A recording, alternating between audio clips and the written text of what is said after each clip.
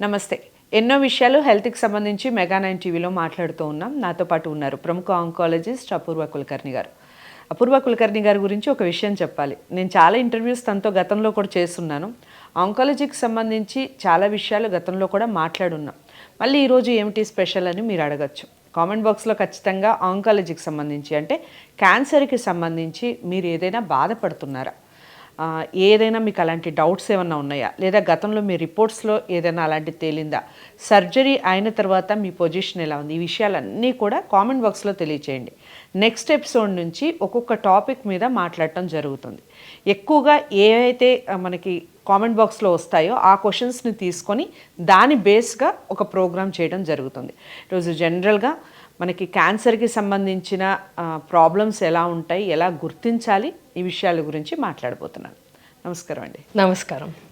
So ఈరోజు ఆంకాలజీకి సంబంధించి మాట్లాడేటప్పుడు నేను ఇంటి నుంచి వచ్చేటప్పుడు నాకు ఒక చిన్న డౌట్ వచ్చింది.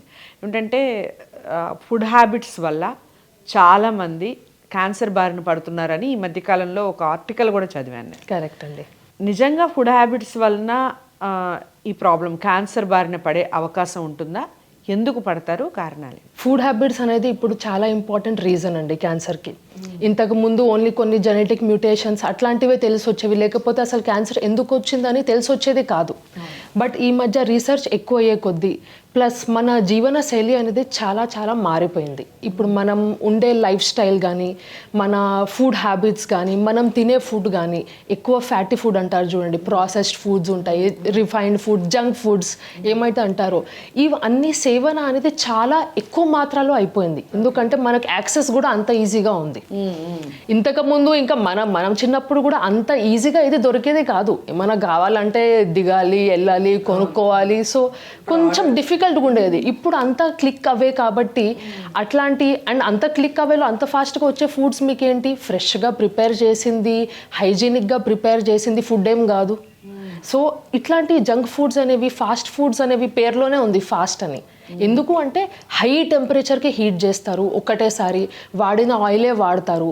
అట్లాంటి దానివల్ల కార్సినోజెనిక్ సబ్స్టెన్సెస్ అనేవి తప్పకుండా ఏర్పడతాయి. సో ఇట్లాంటి ఫుడ్స్ మన బాడీలోకి వెళ్ళినప్పుడు అది డిఎన్ఏలో మార్పులు తెచ్చే అవకాశం అనేది ఉంటుంది. ఇది ఒక్కసారి ఏమైనా తిన్నారు అని కాదు, బట్ లైఫ్ స్టైల్లో ఎవ్రీడే, ఆల్మోస్ట్ ఎవ్రీడే అయిపోతుంది ఈ మధ్య. మంత్లీ వన్స్ ఆర్ ట్వైస్ అంటే ఏదైనా అనుకోవచ్చు.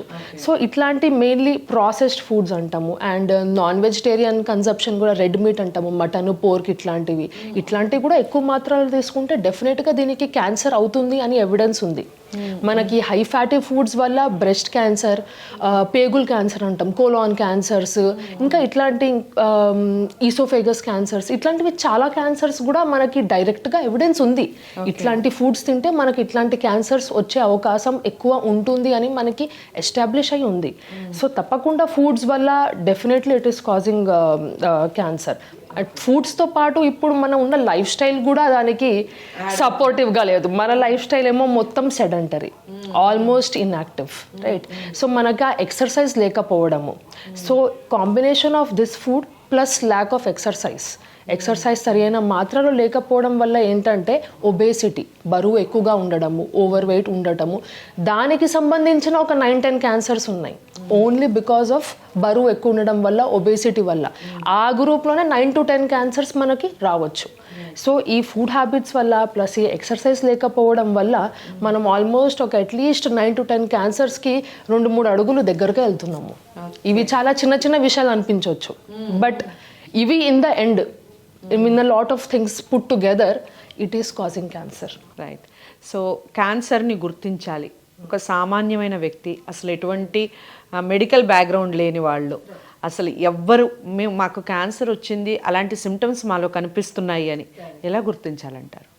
సో ఒక నార్మల్ లేమ్యాన్ పీపుల్కి అంటే క్యాన్సర్కి సంబంధించిన డిఫరెంట్గా ఏం ఉండవండి సిమ్టమ్స్.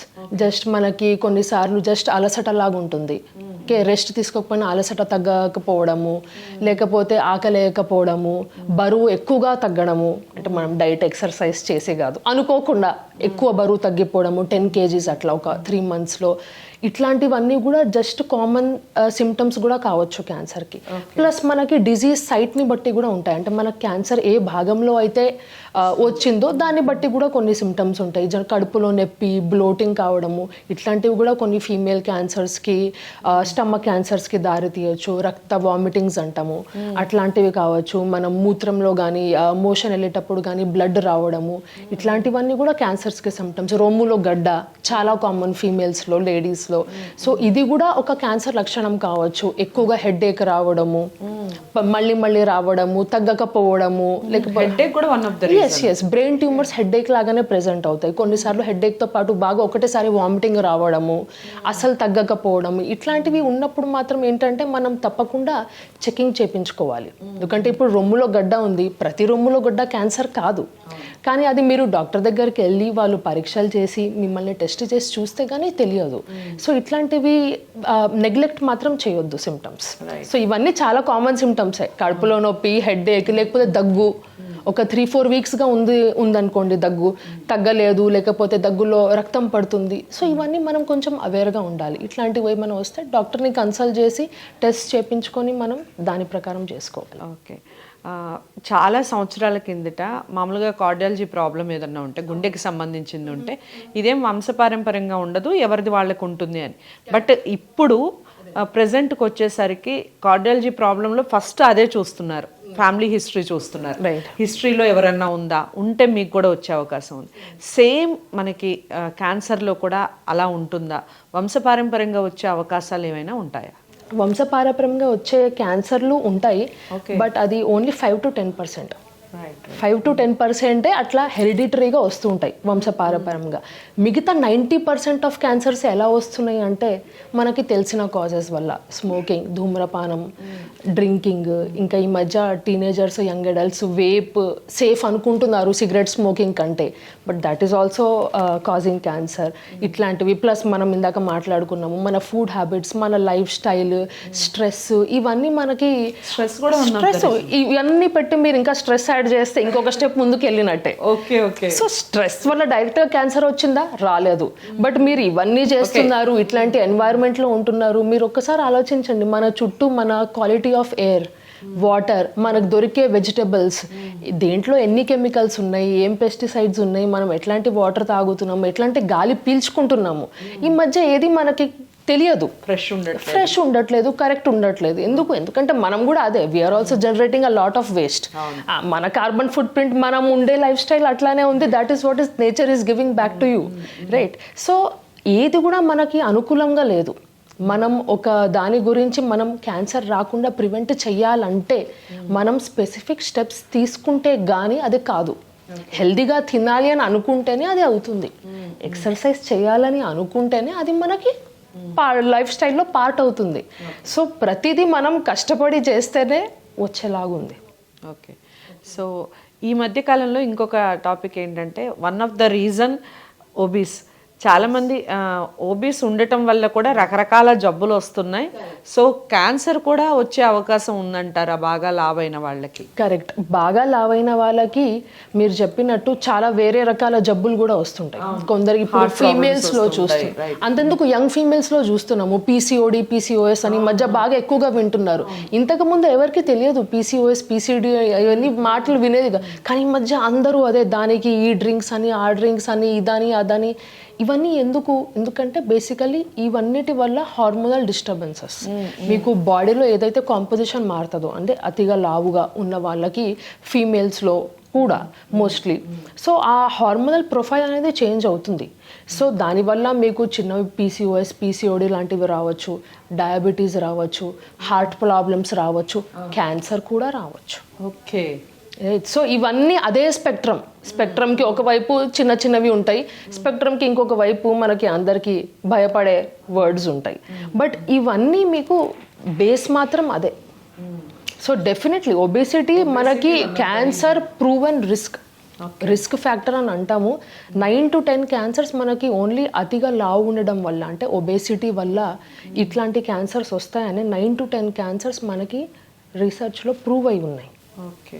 ఓకే, సో మనం definitely we have to take measures to counter act obesity. Cancer వస్తే అసలు తగ్గదు అని, క్యాన్సర్ వస్తే ప్రాణాంతకమే అని, క్యాన్సర్ వస్తే ఖచ్చితంగా చనిపోతారు అని ఒక నానుడి. మనకి టెక్నాలజీ ఎంత పెరిగినా, మెడికల్ ట్రీట్మెంట్స్ ఎంత పెరిగినా, ఇదైతే ఖచ్చితంగా భయానికి గురి చేస్తుంది. ఆ ఫ్యామిలీ మొత్తం ఆలోచనలో పడిపోతుంది. ఇంకా మన నుంచి ఒక పర్సన్ వెళ్ళిపోతున్నారు బయటకి అనే ఫీలింగ్లో ఉంటుంది. మీరేం చెప్తారు యాజ్ ఏ ఆంకాలజిస్ట్గా? నిజంగా క్యాన్సర్ వస్తే లైఫ్ ఇంకా అక్కడితో ఆగిపోయినట్టేనా? క్యాన్సర్వి స్టేజెస్ ఉంటాయి. ఓకే, కొన్ని క్యాన్సర్స్కి స్టేజ్ 0 అని కూడా ఉంటుంది, అదర్వైజ్ స్టేజ్ 1 to 4 ఉంటాయి. సో బేసికలీ స్టేజ్ 1 అంటే మనకి జస్ట్ అక్కడికక్కడ ఉన్న గడ్డని మనం గుర్తుపట్టేసాము తొందరగా, దానికి తగ్గట్టు ట్రీట్మెంట్ చేసుకున్నాము. స్టేజ్ 2 అంటే కొంచెం ఒక చోటు నుంచి ఇంకొంచెం సరౌండింగ్ ఏరియాలోకి పాకిందని. 3 అంటే ఇంకొంచెం ఏరియా పెద్దగా అయింది, వ్యాపించే ఏరియా పెద్దగా అయిందని. స్టేజ్ 4 అంటే ఇప్పుడు మనకి ఒక చోటు నుంచి ఇంకొక ఆర్గన్కి వెళ్ళిపోయింది. సో ఇప్పుడు మనకి సపోజ్ బ్రెస్ట్లో క్యాన్సర్ ఉందనుకోండి, బ్రెయిన్లోకి వెళ్ళిపోవడము, లేకపోతే బ్రెస్ట్ క్యాన్సర్ బోన్స్లోకి వెళ్ళిపోవడము, అది అనేది స్టేజ్ 4. ఇప్పుడు మనం మాట్లాడింది, మనము జనరల్గా వినేది, చూసేది పేషెంట్ చాలా ఫ్యాక్టర్స్ మీద డిపెండ్ అయి ఉంటుంది. ఇప్పుడు సపోజ్ స్టేజే తీసుకోండి, స్టేజ్ 1 అనుకోండి, అసలు మీకు అర్థం కూడా కాదు. 90 to 95% క్యూర్ రేట్స్ ఉంటాయి. సో మీరు అంత తొందరగా గుర్తుపడితే మీకు రిజల్ట్ కూడా అట్లానే ఉంటుంది. అందుకే నిర్లక్ష్యం చేయొద్దు అంటాం సిమ్టమ్స్ని. మీరు అదే గడ్డని కొంచెం నెగ్లెక్ట్ చేసి అదే 3 సెంటీమీటర్ 4 సెంటీమీటర్ 5 సెంటీమీటర్ 6 సెంటీమీటర్ అయిపోయి సరౌండింగ్ చుట్టుపక్కల లింఫ్ నోడ్స్కి అన్నిటికీ పాకి వచ్చిందనుకోండి, ట్రీట్మెంట్ ఆప్షన్స్ అయితే మాకు అన్ని స్టేజెస్లో ఉన్నాయి. స్టేజ్ 1లో ఉంది, 2లో ఉంది, 3లో ఉంది, 4లో ఉంది. బట్ మీకు క్యూర్ రేట్స్ అనేవి మీకు స్టేజ్ పెరుగుతూ ఉంటే అవి తగ్గిపోతూ ఉంటాయి. So the earlier you diagnose the better the treatment, right? So ఇప్పుడు క్యాన్సర్ ట్రీట్మెంట్ అయిపోయి 3 years తర్వాత నా దగ్గర జస్ట్ చెకప్కి వస్తున్న వాళ్ళు ఉన్నారు, 5 years తర్వాత వస్తున్న వాళ్ళు ఉన్నారు, 10 years తర్వాత కూడా వస్తున్న వాళ్ళు ఉన్నారు. ఇంకా మీరు రాకండమ్మా, మీకు లేదు, అవసరం లేదు చెకప్ అన్నా కూడా వస్తున్న వాళ్ళు ఉన్నారు. ఓకే, ఎందుకంటే కరెక్ట్ టైంలో డయాగ్నోసిస్ అయింది, ట్రీట్మెంట్ అయింది, నెగ్లిజెన్స్ చేయలేదు. Okay, and cancer type and బిహేవియర్ని బట్టి కూడా కొన్నిసార్లు ఉంటుంది. కొన్నిసార్లు అన్ఫార్చునేట్గా ప్రతిసారి నేను చెప్పింది కరెక్ట్ కాదు, 80 to 90% of the times correct. కొన్నిసార్లు కొన్ని క్యాన్సర్స్ అగ్రెసివ్గా ఉంటాయి, తెలియకుండానే స్టేజ్ 4లో వస్తాయి. సో అలాంటి అప్పుడు కూడా మనం ట్రీట్మెంట్ అనేది చేయొచ్చు, బట్ క్యూర్ అనేది దాన్ని బట్టి ఉంటుంది. ఇప్పుడు మీరే అన్నారు అగ్రెసివ్గా ఉంటాయి అని. ఏ క్యాన్సర్ అసలు చాలా ఇది ఒక మనిషికి రాకూడదు, ఇలాంటి పరిస్థితుల్లో వచ్చారు అని మనం ఏ క్యాన్సర్ని ఎక్కువగా అనాలి? అలాగే ఎన్ని రకాల క్యాన్సర్లు ఉంటాయి నార్మల్గా ఒక మనిషికి? ఏ పార్ట్లో ఎక్కువగా క్యాన్సర్ వచ్చే అవకాశం ఉంటుంది? ఇప్పుడు మనకి మన కంట్రీలో చాలా ఎక్కువగా చూసే క్యాన్సర్స్ మనము బ్రెస్ట్ క్యాన్సర్ ఒకటి లేడీస్లో, ఓకే, అండ్ సెకండ్ది లంగ్ క్యాన్సర్ అంటాం, లంగ్స్కి ఊపిరితిత్తుల క్యాన్సర్. అండ్ నెక్స్ట్ ఇవి నోటి క్యాన్సర్స్, గొంతు క్యాన్సర్స్, ఇవన్నీ ఎక్కువ. ఇవన్నీ మేల్స్లో కూడా వస్తుంటాయి, ఫీమేల్స్లో కూడా వస్తుంటాయి. మెయిన్లీ ఇది టొబాకో, స్మోకింగ్, ఆల్కహాల్ రిలేటెడ్ ఇవన్నీ. ఈ మధ్య జిఐ ట్రాక్ట్ అంటాం, అంటే కోలాన్, పెద్ద పేగు అవి అంటాం, అట్లాంటి క్యాన్సర్స్ కూడా ఎక్కువగా వస్తున్నాయి. మెయిన్లీ ఈ రెడ్ మీట్, ఎక్కువ నాన్ వెజిటేరియన్ ఫుడ్ తినడం, రెడ్ మీట్ తినడం, ఆల్కహాల్, ఇట్లాంటి వల్ల ఫైబర్ లేకపోవడం, మన డైట్లో ఎక్కువ ఫ్రూట్స్, వెజిటబుల్స్, ఫైబర్ లేకపోవడం, ఫైబర్ లెస్ డైట్ అంటాము. సో ఇట్లాంటి వాటి వల్ల ఈ క్యాన్సర్స్ కూడా ఎక్కువగా వస్తున్నాయి ఈ మధ్య. ఓకే, సో మనకి ఈ క్యాన్సర్ ఒక్కటి టిపికల్లీ చెడుది అని కాదు.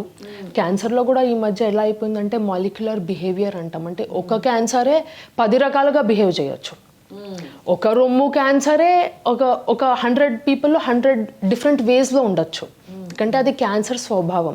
దానికోసం కూడా టెస్ట్ చేసి ఆ క్యాన్సర్ స్వభావం, నేచర్ కనుక్కొని కూడా మెడిసిన్స్ కనిపెట్టాము. టార్గెటెడ్ థెరపీ అంటాం, ఇమ్యూనోథెరపీ అంటాం. సో ఇట్లాంటివన్నీ చాలా స్పెసిఫిక్ ఉన్నాయి. బేసికలీ ఈ ఒక క్యాన్సర్ వస్తే అస్సలు క్యూర్ కాదు అట్లాంటిది ఏమీ లేదు. బట్ స్టేజ్ని బట్టి చాలా better improvement and treatment rates అనేవి మనం అర్లీ స్టేజెస్ అయితే బెటర్గా చేయొచ్చు. కనిపించేవి మనకి కనిపిస్తాయి, లైక్ నాలికకి ఒకవేళ గడ్డ వస్తే కనిపిస్తుంది, మీరు అన్నట్టు బ్రెస్ట్లో వస్తే కనిపిస్తుంది, మనం టెస్ట్ చేసుకుంటే. కనిపించని స్థానంలో లైక్ మీరు అన్నట్టు ప్రేగుల్లో వచ్చిన, లంగ్స్లో వచ్చిన ఎలా గుర్తించాలి? దానికి ఏమైనా డిఫరెంట్ సిమ్టమ్స్ ఏమైనా ఉంటాయా? డిఫరెంట్ సిమ్టమ్స్ ఏమి లేవు. ఇప్పుడు సపోజ్ పేగులకు వచ్చింది అనుకోండి, సో మన daily alternate movements, bowel movements అంటాం కదా. సో అంటే కొన్నిసార్లు కాన్స్టిపేషన్ అసలు రాకపోవడము, లేకపోతే కొన్నిసార్లు డయేరియా, ఎక్కువగా లూజ్ స్టూల్స్ అవ్వడము. సో ఆల్టర్డ్ బవెల్ హ్యాబిట్స్ అంటాం. అంటే ఎందుకు ఒకసారి ఇట్లా అవుతుంది, ఒకసారి అట్లా అవుతుంది, కడుపులో నొప్పి వస్తుంది, లేకపోతే ఎప్పుడైనా మోషన్స్లో బ్లడ్ వస్తుంది, ఇట్లాంటివి ఈ పేగు క్యాన్సర్స్ లక్షణాలు. సో దీనికి ఏంటంటే మనం స్క్రీనింగ్ అని అంటాం. ఇప్పుడు మీరు చెప్పినట్టు అసలు ఏ సిమ్టమ్స్ రాకంటే ముందు ఒక నార్మల్ పర్సన్ జాగ్రత్తగా ఉండాలి అంటే మనం స్క్రీనింగ్ టెస్ట్ అంటాం. అట్లాంటివి క్యాన్సర్కి చేసుకుంటాము. సో ఈ పేగు క్యాన్సర్స్కి కొలనోస్కోపీ అనే ఒక టెస్ట్ ఉంటుంది, అండ్ ఎఫ్ఐటి అని ఇంకొక టెస్ట్ ఉంటుంది, ఫీకల్ అకల్ బ్లడ్ టెస్ట్, ఎఫ్ఓబిటి అని ఉంటుంది. సో ఇట్లాంటి టెస్ట్ స్టూల్ శాంపుల్ మీద కూడా చేస్తాం, అండ్ ఒక కొలనోస్కోపీ ప్రొసీజర్ కూడా ఉంటుంది. సో అది ఒక ఏజ్ కట్ ఆఫ్ తర్వాత రెగ్యులర్గా చేయించుకోవాలి. ఓకే, రెగ్యులర్గా చేయించుకోవాలి. అది అంటే మనకు ఉన్నా లేకపోయినా, సిమ్టమ్స్ అన్నీ ఏం లేకపోయినా నార్మల్ హెల్తీ పీపుల్కి. ఓకే, సో స్క్రీనింగ్ చేయించుకోవాలి. అట్లానే లంగ్ క్యాన్సర్ అన్నారు. లంగ్ క్యాన్సర్ కూడా సిమ్టమ్స్ అవే ఉంటాయి. ఊపిరాడకపోవడము, దగ్గు వచ్చి తగ్గకపోవడము 3 వీక్స్ అయినా, లేకపోతే దగ్గులో రక్తం రావడం, ఇవన్నీ లంగ్ క్యాన్సర్కి సంబంధించిన సిమ్టమ్స్. దానికి కూడా లో డోస్ సిటీ స్కాన్ అని ఇంతకుముందు బాగా యూఎస్లో, యూకేలో వాడుతూ ఉండేటోళ్ళు. ఇప్పుడు మన ఇండియాలో కూడా మన హాస్పిటల్లో కూడా చేస్తున్నారు. లో డోస్ సిటీ స్కాన్ అంటారు. So that is also screening test. But దానికి కొన్ని క్వాలిఫికేషన్స్ ఉంటాయి. అందరు క్వాలిఫై కారు. ఎక్కువ స్మోకింగ్ హిస్టరీ అట్లా ఉన్నప్పుడే చేస్తారు, ఎందుకంటే అది సిటీ స్కాన్ కాబట్టి. సో అది మనం చేసుకోవచ్చు. బట్ అదర్వైజ్ సిమ్టమ్స్ మాత్రం సేమ్ నార్మలే. ఇట్లాంటివే చిన్న చిన్న సిమ్టమ్స్, బట్ ఆ చిన్న సిమ్టమ్సే క్యాన్సర్ కావచ్చు. ఓకే, సో ఏజ్ లిమిట్ ఏదైనా ఉంటుందా క్యాన్సర్ రావడానికి? పర్టికులర్ ఏజ్లో వచ్చే అవకాశాలు, ఇప్పుడు మీరు అన్నట్టుగా ఫుడ్ హ్యాబిట్స్ ఈ మధ్యకాలంలో చిన్నపిల్లల్లో కూడా, చిన్నపిల్లలే యా కరెక్ట్ అంటే చిన్నపిల్లలకి పెడితే ఏం కాదు అనుకుంటారు, బట్ అస్సలు అది ట్రూ కాదు. మీరు చిన్న పిల్లలకైనా ఎవరికైనా అది అంతే హానికరం.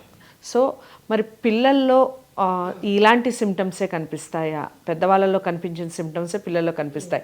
మనకు మీరు చెప్పినట్టుగా స్మోకింగ్ కానీ డ్రింకింగ్ కానీ పిల్లల్లో ఉండదు కదా. కరెక్ట్. సో మనం ఎలా గుర్తించాలి పిల్లలకైతే? సో ఇప్పుడు ఏజ్ అయితే ఏ age is no bar. Okay, మనకి న్యూ బార్న్స్లో కూడా అప్పుడే పుట్టిన పిల్లల్లో, న్యూ బార్న్స్ అంటాం, వాళ్ళలో కూడా క్యాన్సర్స్ ఉన్నాయి. ప్లస్ 90-95 ఇయర్స్ వాళ్ళలో కూడా క్యాన్సర్స్ ఉన్నాయి. ఓకే, సో క్యాన్సర్ అనేది అందుకే క్యాన్సర్ మల్టీ ఫ్యాక్టోరియల్ అంటే ఒక స్టెప్తో దీనివల్ల మీకు క్యాన్సర్ వచ్చిందా అంటే ఉండదు. దాని కింద ఇంకొక 10 లేయర్స్ ఉంటాయి. సో అది కూడా దాంట్లో మార్పులు రావాలి, దీంట్లో చేంజెస్ రావాలి, ఆ మ్యూటేషన్స్ అవ్వాలి, ఈ చేంజెస్ అవ్వాలి, ఇవన్నీ కలిపి క్యాన్సర్ వస్తుంది. ఓకే, సో మీరు స్మోకింగ్ డ్రింకింగ్ తీసేసిన మిగతా స్పెక్ట్రమ్ అనేది ఎవరికైనా ఉంటుంది. సో పిల్లలకు కూడా రావచ్చు, పెద్దవాళ్ళలో కూడా రావచ్చు. బట్ మనం ఇవన్నీ యాడ్ చేసుకుంటూ వెళ్ళామనుకోండి, ఏమన్నా చిన్న డిఎన్ఏ చేంజెస్, మ్యూటేషన్స్ అట్లా అయి ఉన్నాయి, ఓకే 2-3 లెవెల్స్ వరకు అయి ఉన్నాయి. మీరు ఇంకా స్మోకింగ్ ఇంకొక లెవెల్, డ్రింకింగ్ ఇంకొక లెవెల్, అట్లా యాడ్ చేసుకుంటూ వెళ్తే మీ ఛాన్సెస్ ఆఫ్ రిస్క్ ఎక్కువ. ఓకే, బట్ పిల్లల్లో ఇవన్నీ లేకుండానే వస్తున్నాయి. ఎందుకంటే అవి ప్యూర్లీ జెనెటిక్ మ్యూటేషన్స్ అంటాం. అంటే మన డిఎన్ఏ అని ఉంటుంది మన కణాలలో. సో ఆ డిఎన్ఏలో మార్పులు ఎప్పుడైతే వస్తాయో ఆ కణం ఫంక్షన్ అనేది మారిపోతుంది. అప్పుడు అది ట్యూమర్ గడ్డ కింద మారుతుంది. సో పిల్లలు మోస్ట్లీ దానివల్లనే ఉంటాయి, ఇవన్నీ కాకుండా దానివల్లనే ఉంటాయి. మన హైదరాబాదీస్ ముఖ్యంగా చాలా ఇష్టంగా తినేది ఏదన్నా ఉంది అంటే బిర్యానీ. సో వీకెండ్స్ కాదు అసలు, ఈ మధ్య కాలంలో బిర్యానీ స్పాట్లు కూడా చెట్ల కింద దగ్గర నుంచి మొదలు పెడితే హై హోటల్స్ వరకు ప్రతి ఒక్కళ్ళు బిర్యానీ తింటున్నారు. ఈ మధ్య కాలంలో ఒకరిని చూస్తే కాలేజ్ స్టూడెంట్, మీకు కూడా రిపోర్ట్ వచ్చింది. సో తను అడిగినప్పుడు, తన హిస్టరీ అడిగినప్పుడు, నువ్వేమన్నా తిన్నావా బయట, ఎందుకు నీకు ఇలా జరిగింది అన్నప్పుడు తను చెప్పిన ఒకే ఒక రీజన్ ఇదే, నేను ఎక్కువగా బిర్యానీ తిన్నాను అని. సో నిజంగా బిర్యానీలు ఎక్కువగా తిన్న వాళ్ళకి క్యాన్సర్లు వస్తాయా? అంటే బిర్యానీ క్యాన్సర్ కాజ్ చేస్తుందని లేదు, బట్ బిర్యానీలో మీరు ఏం వేస్తారు? నాన్ వెజిటేరియన్ అయితే చికెన్ ఆర్ మటన్, రైట్? మిగతాదంతా రైస్. ఓకే, సో ఇది జస్ట్ నేను చెప్పింది ఇదే, మీకు ఫైబర్ లేదు మీకు డైట్లో. ఓకే, మీకు ఏమైనా ఫ్రెష్ వెజిటేబుల్స్ ఉన్నాయా? ఎవరైనా బిర్యానీతో సాలడ్ తిన్నారా? తినలేదు. ఓకే, ఇంత రైస్ ప్లస్ దాంట్లో meet. Okay, this is what your eating. Plus అది దేంట్లో కుక్ చేస్తారు? ఆయిల్లో, ఘీలో, స్పైసెస్ ఇవన్నీ ఉంటాయి కదా. ఓకే, సో ఎప్పుడైనా ఒకసారి తింటే ఇట్స్ ఫైన్. రెగ్యులర్గా తింటేనే రెగ్యులర్గా మీరు బయటికి వెళ్ళిన ప్రతిసారి అదే తింటున్నారు అండ్ మిగతా టైం కూడా మీ డైట్ ప్రాబ్లమాటిక్. మీరు బయట తిన్నది ఒకటే ప్రాబ్లమాటిక్ కాదు. సరే మీరు బయట ఒకసారి బిర్యానీ తిన్నారనుకోండి, మళ్ళీ ఇంటికి వచ్చి మీరు మీ మీల్లో ఫ్రూట్స్ ఉన్నాయి, వెజిటబుల్స్ ఉన్నాయి, మిగతాదంతా బాగుంది, పల్సెస్ ఉన్నాయి, లెగ్యూమ్స్ ఉన్నాయి, అన్నీ ఉన్నాయి అనుకోండి, ఏం కాదు, ప్రాబ్లం లేదు. బట్ మీరు బయట తినేది బిర్యానీ, ఇంటికి వచ్చి ఇంకేదో జంక్ తింటున్నారు. So me overall health and me overall food habits ఎలా ఉన్నాయి, అది ప్రాబ్లం. రైట్. ఓకే, సో మీరు బయట అదే ఇంటికి వచ్చినాక కూడా మీకు హోల్సమ్ మీల్ అనేది, ఇప్పుడు మీరు మీల్ ప్లేట్ తీసుకున్నారనుకోండి, ఒక 50% వెజిటబుల్స్ ఉండాలి. ఓకే, సో ఒక 30% మీరు ఏదైనా ప్రోటీన్ ఉండాలి, ఇంకొక 20% కార్బ్స్ ఉండాలి, ప్రిఫరబ్లీ కాంప్లెక్స్ కార్బోహైడ్రేట్స్ ఉండాలి, ఇంకొక 5 to 10% హెల్తీ ఫ్యాట్స్ ఉండాలి. ఎంతమంది ఇలా తింటున్నారు మిగతా 3 మీల్స్, మిగతా 2 మీల్స్? అస్సలు. సో అక్కడ ఉంది, అంత మెజర్ చేసుకునే వాళ్ళు ఉన్నారు. మెజర్ చేయాల్సిన అవసరం లేదు. ఇప్పుడు మార్నింగ్ అంతెందుకు, మనం బ్రేక్ఫాస్ట్ తిన్నాము, ఇడ్లీ తిన్నాము, ఇడ్లీ ఉందండి బ్రేక్ఫాస్ట్కి, idli is not the problem. మీరు ఇడ్లీ దేంతో తింటారు, చట్నీ ఆర్ సాంబార్, అది కూడా నాకు ప్రాబ్లం కాదు. But try to add protein source లేదు, వెజిటబుల్స్ సోర్స్ లేదు దీంట్లో. సో ఫైబర్ లేదు, మీకు ప్రోటీన్ లేదు, ఓన్లీ కార్బోహైడ్రేట్స్ ఉన్నాయి. ఓకే, సో అది ప్రాబ్లం. అండ్ మీరు ఇంత దాంతోపాటు ప్రోటీన్ సోర్స్ స్ప్రౌట్స్ యాడ్ చేశారనుకోండి ఒక బౌల్, దాంతోపాటు ఇంకొక బౌల్ సాలెడ్ యాడ్ చేశారనుకోండి, మీరు ఎన్ని ఇడ్లీస్ తినగలరు? మాక్సిమం 3 or 4, అంతకంటే అసలు అదే. మీరు ఇవన్నీ తీసేసేయండి, ఓన్లీ ఇడ్లీ చట్నీ తిన్నారనుకోండి, ఎన్ని తింటారు? 6 to 8 అన్నా తింటారు, దానికంటే ఎక్కువ కూడా తినొచ్చు. 4 to 5 తింటారు. బట్ మీరు ఇది మీరు ఎవ్రీడే చేస్తున్నారు, ఎవ్రీడే చేస్తున్నారు, ఎవ్రీ మీల్ కూడా చేస్తున్నారు. నేను జస్ట్ బ్రేక్ఫాస్ట్ ఎగ్జాంపుల్ ఇచ్చాను మీకు. ఓకే, సో మీల్స్ గురించి మాట్లాడుతున్నారు, ఫుడ్ గురించి మాట్లాడుతున్నారు కాబట్టి ఒక విషయం చెప్పండి. హెల్దీ ఫుడ్ చాలా మంది ఈ మధ్యకాలంలో హెల్దీ డైట్ అని చెప్పి రకరకాలుగా చేస్తూ ఉన్నారు. ఈ విషయాన్ని నేను కార్డియాలజిస్ట్ డాక్టర్ని కూడా అడగడం జరిగింది. ఆయన ఒక ప్రొఫార్మా చెప్పారు. మీరేం చెప్తారో చూద్దాం. అసలు మీరు కూడా చాలా నేను చూసినప్పటి నుంచి అలాగే ఉన్నారు కాబట్టి ఎలాంటి డైట్ని ఫాలో అవ్వాలి, నార్మల్గా మార్నింగ్ టిఫిన్ దగ్గర నుంచి నైట్ డిన్నర్ వరకు ఏ టైం బెటర్, ఎలాంటి ఫుడ్ బెటర్ యాజ్ ఆంకాలజిస్ట్గా చెప్పండి. టైం అనేది మనం డిపెండ్స్ ఆన్ ఈచ్ ఇండివిజువల్. నేను ఈ టైంకి తింటాను, మీరు కూడా ఈ టైంకి తినండి, క్యాన్సర్ రాదు అంటే కాదు. So time is obviously your individual preferences. Plus మనకి ఆకలి కూడా, కొందరికి మార్నింగ్లో అసలు ఆకలి లేదు, కొందరికి మార్నింగ్ లేవగానే ఆకలేస్తుంది. సో మీ ఆకలిని బట్టి తినండి. ఓకే, కొందరు ఇంటర్మీడియట్ ఫాస్టింగ్ చేయాలి అని ఆకలి వేసినా కూడా తినకుండా మేము 16 hours చేయాలి అని అట్లా కాదు. మీ బాడీ టైప్ని మీరు చూసుకోండి, యూ ఫీల్ యువర్ హంగర్, దాని ప్రకారం తినండి. ప్లస్ తినేది ఏంటంటే హోల్సమ్ మీల్, నేను జస్ట్ ఇప్పుడే చెప్పాను మీకు. సో అది హోల్సమ్గా ఉండాలి. ఓకే, అండ్ కలర్ఫుల్గా ఉండాలి ప్లేట్. అప్పుడే మనకి రకరకాల యాంటీ ఆక్సిడెంట్స్ అనేవి వస్తాయి. ఓకే, సో మనకి red capsicum, yellow capsicum, amla, red, yellow, green colours ఏదైతే కలర్ఫుల్గా ఉంటుందో.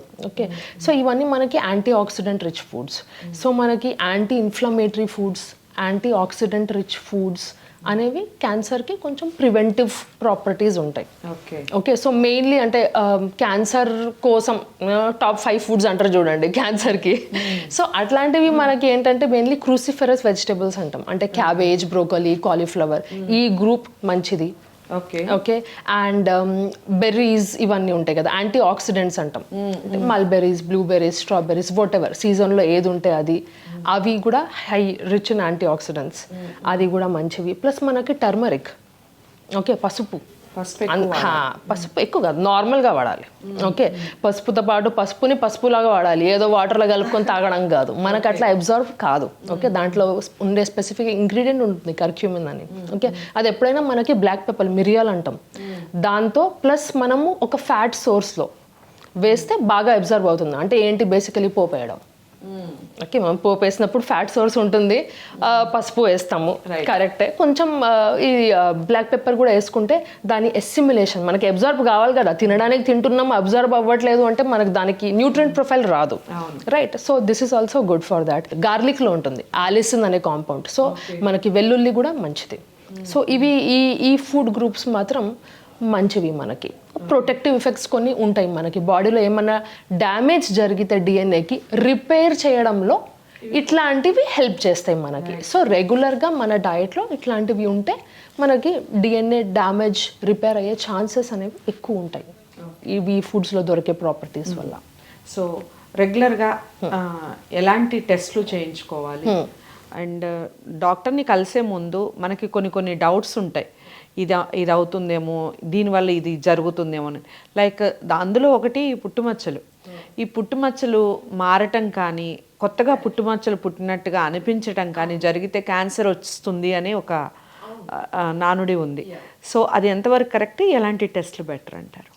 సో మీరు ఇప్పుడు ఈ స్కిన్ క్యాన్సర్ ఏదైతే అంటారో మన ఇండియన్ పాపులేషన్లో అంత కామన్ కాదు. రైట్.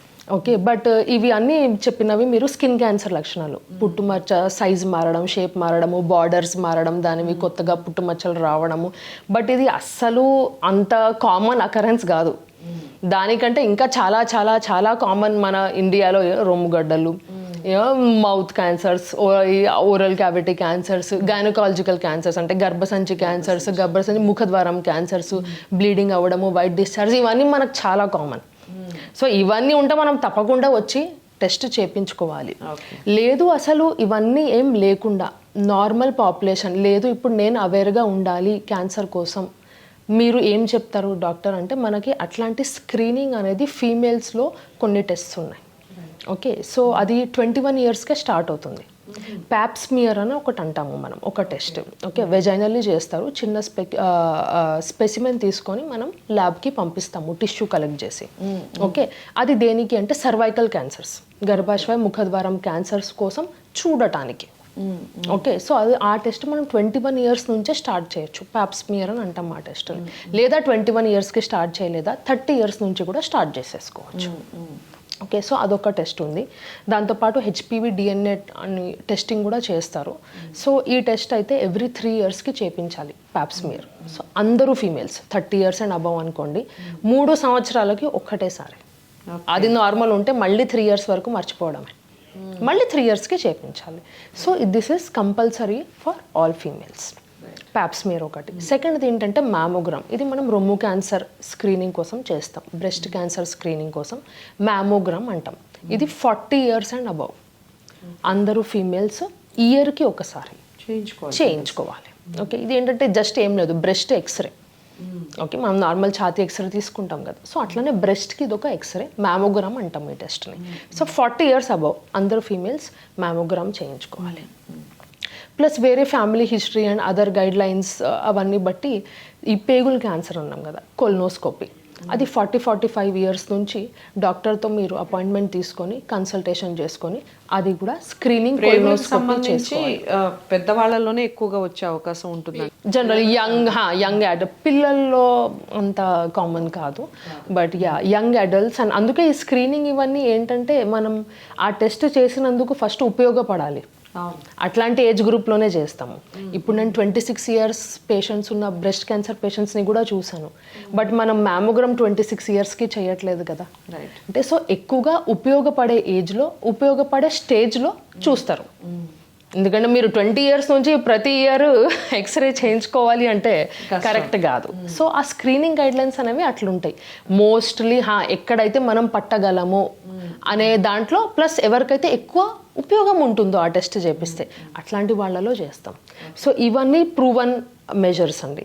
ప్లస్ ఒక వ్యాక్సినేషన్ ఉంది మనకి, హెచ్పివి వ్యాక్సిన్, క్యాన్సర్ కోసం హెచ్పివి వ్యాక్సిన్ అని. సో బేసికలీ క్యాన్సర్ మనకి ఇవన్నీ వల్ల వస్తుంటాయని మాట్లాడుకున్నాము. ఒక వైరస్ అనేది కూడా క్యాన్సర్ కాజ్ చేస్తుంది. 3-4 వైరసెస్ ఉన్నాయి which are known to cause cancers. HPV human papilloma virus అని ఒకటి ఉంటుంది, అది కూడా ఒక 9 to 10 క్యాన్సర్స్ని కాజ్ చేస్తుంది. సో ఈ వైరస్కి అగేన్స్ట్గా అయితే మనకి వ్యాక్సిన్ ఉంది, వ్యాక్సిన్ పనిచేస్తుంది అని ప్రూఫ్ కూడా ఉంది.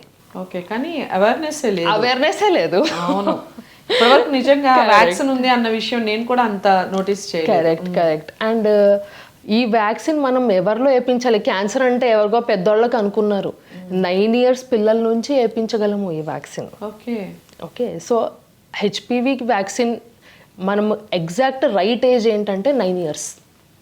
పిల్లల నుంచి వేపించాలి. ఇప్పుడు పిల్లలకి ఇమ్యునైజేషన్ షెడ్యూల్ ఒక పెద్ద ఇది ఉంటుంది. మనం అందరూ టీటీ వేయించామా, హెపటైటిస్ వేయించామా, పోలియో వేయించామా, దాంట్లోనే హెచ్పివి కూడా పెట్టాలి యాక్చువల్లీ. అది కూడా రాబోతుంది, ఇంకా రాలేదు, but it will be in the immunization schedule soon. So ఒకవేళ వేయించిన వాళ్ళు ఇప్పుడు వేయించుకోవచ్చు. అప్పుడు వేయించకపోతే ఆబ్వియస్లీ మీరు అన్నట్టు అవేర్నెస్ లేదు కాబట్టి చాలా మంది ఈ ఏజ్ లో కూడా వేయించుకుంటారు. సో మనకి 45 years వరకు టైం ఉంది ఫీమేల్స్ కి అయితే. 45 years వరకు వేయించవచ్చు. ఓకే, సో ఇప్పుడు 26 years దాటినాయి అనుకోండి, 3 shots తీసుకోవాలి. ఓకే, 0, 2 and 6 months అని అంటాము. సో 3 shots తీసుకోవాలి. పిల్లలకి వేయించినట్లయితే 2 shots లో అయిపోతుంది. 20 బిలో వాళ్ళకి ఒకసారి సరిపోతుందా? 2 shots తీసుకోవాలి. ఓకే, సో ట్రీట్మెంట్ విషయానికి వస్తే రేడియోథెరపీ అందరికీ చాలా వరకు పాతకాలం నుంచి ఇప్పటి వరకు చాలామందికి ఐడియా ఉన్న ఒక విషయం. ఎందుకంటే అది ఆ థెరపీ తీసుకున్నాక చాలా చేంజెస్ వస్తాయని, లైఫ్ అంతా కూడా డిస్టర్బ్ అవుతుంది అని, అందరూ వచ్చి పరామర్శించేసరికి ఇంకా డల్ అయిపోతారు అని ఒక ఇది ఉంది. So is it true? అసలు ఎలాంటి ట్రీట్మెంట్ అనేది ది బెస్ట్ అంటారు? ఏ స్టేజ్లో ఏ ట్రీట్మెంట్ బెస్ట్ అంటారు? మీరు చెప్పిన మాటనే కరెక్ట్. ఏ స్టేజ్లో ఏ ట్రీట్మెంట్ అయితే బెస్టో ఆ పేషెంట్కి దానికి తగ్గట్టు చేయాలి. ఓకే, ఇప్పుడు మనకి ట్రీట్మెంట్ ఆప్షన్స్ అంటే చాలా ఉన్నాయి. మనకి ఆపరేషన్ ఉంది, సర్జరీ ఉంది, రేడియేషన్ ఉంది, కీమోథెరపీ ఉంది, టార్గెటెడ్ థెరపీ ఉంది, ఇమ్యూనోథెరపీ ఉంది. బట్ అన్నిటికీ ఒకటే ఆన్సర్ లేదు. ఓకే, సో మనం పేషెంట్ ఇప్పుడు ఎట్లా అంటున్నామంటే క్యాన్సర్ ట్రీట్మెంట్స్ అనేవి టైలర్ మేడ్. ఓకే, అంటే బ్లౌజ్ ఎవరికి కుడితే వాళ్ళకే పట్టాలి. ఆంకాలజీ ట్రీట్మెంట్ ఎవరికి చేస్తే వాళ్ళకే సరిపోతుంది. ఓకే, సో ఒక పేషెంట్ ఉన్నారు బ్రెస్ట్ క్యాన్సర్తో, ఇంకొక పేషెంట్ ఉన్నారు బ్రెస్ట్ క్యాన్సర్తో. మీకు ఏదో ఒక ఏం సేమ్ అయినా అట్లీస్ట్ ఒక 10 to 15 డిఫరెన్సెస్ ఉంటాయి పర్సన్ ఏలో పర్సన్ బీలో. ఓకే, సేమ్ బ్రెస్ట్ క్యాన్సరే. ఎందుకంటే మనకి చాలా స్టడీస్ అయ్యే కొద్దీ ఎట్లాంటి రకమైన ట్రీట్మెంట్స్ ఎవరిలో ఏ స్టేజ్లో బాగా పనిచేస్తే అంతే అనేది ఆంకాలజిస్ట్కి అవగాహన ఉంది. ఓకే, సో ఏ ట్రీట్మెంట్ బెస్ట్ అంటే దానికి ఆన్సర్ లేదు. మీరు పేషెంట్ వచ్చినప్పుడు మనకి ఏ స్టేజ్లో ఉన్నారో, ఎట్లాంటి రకమైన క్యాన్సర్ స్టేజ్ ఏంటి, క్యాన్సర్ స్వభావం ఏంటి, దాని హిస్టాలజీ ఏంటి, ప్లస్ పేషెంట్ కూడా. ఎందుకంటే అందరూ సర్జరీకి రెడీ ఉండరు, కొందరు కీమోథెరపీకి రెడీ ఉండరు, కొందరు రేడియేషన్కి రెడీ ఉండరు. సో డాక్టర్తో పేషెంట్ ఫ్యామిలీ డిస్కషన్ చేసుకొని బెస్ట్ ట్రీట్మెంట్ ఆప్షన్ అనేది ఫిగర్ అవుట్ చేయాలి. రైట్. అన్ని ట్రీట్మెంట్స్కి ఎఫెక్ట్స్ ఉన్నాయి, సైడ్ ఎఫెక్ట్స్ ఉన్నాయి, అన్నిటికీ ఉంటాయి. ఓకే, క్యాన్సర్ ట్రీట్మెంట్ ఏది కూడా మనము ఏ సైడ్ ఎఫెక్ట్స్ లేకుండా ఉండదు. ఓకే, కొందరికి ఎక్కువ ఉంటాయి, కొందరికి తక్కువ ఉంటాయి. కొన్ని ట్రీట్మెంట్ మొడాలిటీస్కి ఒకలాగా ఉంటాయి, కొన్ని ట్రీట్మెంట్ మొడాలిటీస్కి ఇంకొకలాగా ఉంటాయి. ఓకే, బట్ క్యాన్సర్ సెల్స్ కూడా మన బాడీలో ఉన్నవే. సో క్యాన్సర్ సెల్స్ని మీరు డిస్ట్రాయ్ చేయడానికి వెళ్ళినప్పుడు కొంచెం సరౌండింగ్లో డ్యామేజ్ అయితే జరుగుతుంది. ఓకే, సో మనకి కొన్ని సైడ్ ఎఫెక్ట్స్ అయితే ఉంటాయి. ఓకే, సో ఆఫ్టర్ థెరపీ కానివ్వండి, సర్జరీ కానివ్వండి, డాక్టర్ని ఎన్ని రోజులకు ఒకసారి అసలు మీట్ అవ్వాలి? మనం స్టార్టింగ్ లో ఉన్నప్పుడు 10 సంవత్సరాలైనా ఇంకా వచ్చి కలుస్తున్నారు, చూడటానికి కలుస్తున్నారేమో మేబీ. సో అసలు నిజంగా ఎన్ని సంవత్సరాలకి అని కాదు, అసలు ఎన్ని మంత్స్ వరకు రెగ్యులర్ చెకప్ అనేది ఇంపార్టెంట్? ఇది చాలా ఇంపార్టెంట్ క్వశ్చన్ మీరు అడిగింది. ఎందుకంటే క్యాన్సర్ ట్రీట్మెంట్ అయిపోయింది, ఇంకా మాకు అవసరం లేదు హాస్పిటల్ అని అనుకుంటారు. బట్ ముందు అయితే ఎంత ఇంపార్టెంట్ అంటే మరి డయాగ్నోసిస్, సిమ్టమ్స్, మీరు ఫస్ట్ నా దగ్గరకు వచ్చి మాట్లాడిన దగ్గర నుంచి ట్రీట్మెంట్ అయిపోయేంత వరకు, ట్రీట్మెంట్ అయిపోయినాక తర్వాత కూడా అంతే ఇంపార్టెంట్. నేను మా పేషెంట్స్కి చాలాసార్లు చెప్తుంటాను, లాస్ట్ డిశ్చార్జ్ డే అంటే ½ an hour కూర్చోబెట్టి నేను ఇదే చెప్తాను. ఎందుకంటే ఫాలో అప్ అంటాం దాన్ని అస్సలు లైట్గా తీసుకోవద్దు. సో జనరల్లీ డిఫరెంట్ గైడ్లైన్స్ ఉంటూ ఉంటాయి. బట్ జనరల్లీ మీకు ట్రీట్మెంట్ అయిపోయినా ఫస్ట్ ఇయర్ వరకు చాలా రిగరస్గా పిలుస్తాము చెకప్స్కి. ఎవ్రీ 3 monthsకి ఒకసారి చెకప్కి రావాలి అని చెప్తాము. కొన్నిసార్లు టెస్ట్ చేయొచ్చు, కొన్నిసార్లు ఓన్లీ ఎగ్జామిన్ చేయొచ్చు, కొన్నిసార్లు స్కాన్స్ చేయొచ్చు, డిఫరెంట్ దాన్ని బట్టి. సో ప్రతి 3 monthsకి ఒకసారి అయితే రావాలి 1 year వరకు. దాని తర్వాత అన్ని నార్మల్ ఉంటే మేము దాన్ని ప్రతి 6 monthsకి ఒకసారి అయినా రావాలి అంటాం. అట్లా ఒక 5 years వరకు. ఇంకా 5 years తర్వాత కూడా అంత నార్మల్ ఉంటే సంవత్సరానికి ఒకసారి అయినా వచ్చి వెళ్ళాలి అని చెప్తుంటాం. సో ఇది general overall follow protocol. Cancer వచ్చింది అంటే చాలా మందిలో ఇంకొక భయం ఏంటంటే చాలా ఖర్చుతో కూడుకున్న పని అని, ల్యాక్స్ ఆఫ్ అమౌంట్ అయిపోతూ ఉంటుంది అని. Is it true? నిజంగా అన్ని ట్రీట్మెంట్స్కి అలాగే ఉంటుందంటారా? ఇప్పుడు పేషెంట్కి ఏం అవసరం, ఎన్ని ట్రీట్మెంట్స్ అవసరం అండ్ ఎట్లాంటి రకమైన డ్రగ్స్ అవసరం దాన్ని బట్టి ఖర్చులు ఉంటాయి. ఓకే, ఎస్, ఎందుకంటే ఏ ఒక్క మొడాలిటీతో క్యాన్సర్ అయిపోతుంది ట్రీట్మెంట్ అనేది చాలా తక్కువ. ఇప్పుడు ఓన్లీ సర్జరీ అనుకోండి, ఓకే సర్జరీకి మీరు సో ల్యాక్స్ పెట్టారు అయిపోయింది ట్రీట్మెంట్ అనుకుంటాం. కానీ మోస్ట్ ఆఫ్ ద టైమ్స్ క్యాన్సర్లో ఒక్క ట్రీట్మెంటే సరిపోదు, 2 or 3 చేయాలి, కొందరికి 4 or 5 కూడా చేయాల్సి వస్తాయి. ఓకే, సో దాన్ని బట్టి కొంచెం కాస్ట్ కూడా పెరుగుతూ ఉంటాయి డిఫరెంట్ మొడాలిటీస్ వల్ల. అండ్ మనం అడ్వాన్స్డ్ రీసెర్చ్ వల్ల కొన్ని మాలిక్యూల్స్ తక్కువ సైడ్ ఎఫెక్ట్స్ అట్లాంటివి మంచి మాలిక్యూల్స్ కూడా వస్తున్నాయి, అవన్నీ కొంచెం కాస్ట్ ఎక్కువ ఉంటాయి. So definitely cost intensive thing అండి ఇది. ఓకే, బట్ అలా అని అంటే ట్రీట్మెంట్ మనం ఫిగర్ అవుట్ చేసుకోవాలి. కొందరికి జస్ట్ అర్లీ స్టేజెస్ అనుకోండి 1-2 ట్రీట్మెంట్ మొడాలిటీస్లో అయిపోతుంది. ఓకే, సో పేషెంట్కి ఏదైతే అవసరమో దాన్ని బట్టి. ఓకే, నేను ప్రతి ఇంటర్వ్యూలో ప్రతి డాక్టర్ని అడిగే ఒక కామన్ క్వశ్చన్ ఏమిటి అంటే, మీ దాకా ఒక పేషెంట్ కానీ ఒక సామాన్యమైన వ్యక్తి కానీ అసలు రాకుండా ఉండాలి అంటే తీసుకోవాల్సిన జాగ్రత్తలు ఏమిటి చెప్పండి ఫైనల్గా. మనం యాక్చువల్లీ ఈ క్వశ్చన్లో అని మాట్లాడకలేదు కానీ ఆల్రెడీ మాట్లాడుకున్నాము దీని గురించి. సో దీని lifestyle. Yes. So prevention అంటే మీరు ఏం చేయగలరు అసలు రాకుండా ఉండటానికి, ప్లస్ స్క్రీనింగ్, ఏం రాకంటే ముందే మీరే వెళ్ళి టెస్ట్ చేయించుకుంటున్నారు. ఓకే, స్క్రీనింగ్, దాని తర్వాత డయాగ్నోసిస్.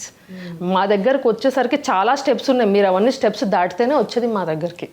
ఓకే, సో ప్రివెన్షన్ అంటే అదే అవేర్నెస్. ఇప్పుడు మనం మాట్లాడుకున్న లైఫ్ స్టైల్ కానీ, ఫుడ్ హ్యాబిట్స్ కానీ, ఎక్సర్సైజ్ కానీ, స్మోకింగ్, ఆల్కహాల్, ఇవన్నీ ఆబ్వియస్లీ చేయొద్దు అని అందరికీ తెలుసు, బట్ చేస్తారు. ఓకే, సో అవన్నీ ఓకే. అది అయిపోయినాక మనం స్క్రీనింగ్ గురించి మాట్లాడుకున్నాము. సో మీరు మోర్ అవేర్ ఉండాలి. అంటే నాకేం లేదు కానీ నేను ఎందుకు వెళ్ళాలి హాస్పిటల్కి, నాకు అసలు ఏం లేదు, నేను వెళ్ళి ఎందుకు టెస్ట్ చేయించుకోవాలి అనే యాటిట్యూడ్ని మార్చుకోవాలి. ఇప్పుడు 30 yearsలో ఎవ్రీ ఫీమేల్ వెళ్ళాలి అంటే వెళ్ళాలి. ఓకే, మేము ఇవన్నీ ప్రూవెన్ థింగ్స్. ఓకే, ఊరికేనే చెప్పట్లేదు కదా.